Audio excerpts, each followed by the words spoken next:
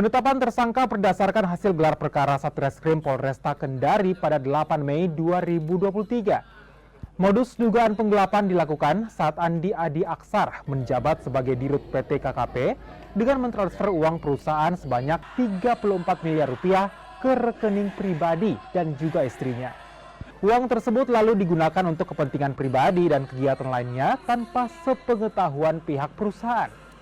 Kasat Reskrim Polresta Kendari AKP Fitrayadi mengatakan polisi telah menemukan 2 alat bukti dari proses penyidikan yang dimulai pada Februari 2023. Pelaku disangkakan melanggar pasal 374 KUHP dengan ancaman 5 tahun penjara.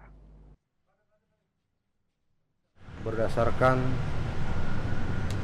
alat bukti yang kami temukan sejak laporan ini ditingkatkan ke penyidikan, telah ditetapkan 1 orang tersangka atas nama inisial AAA, dugaan tindak pidana penggelapan jabatan di salah satu perseroan yang ada di Sulawesi Tenggara, yaitu PT KKP.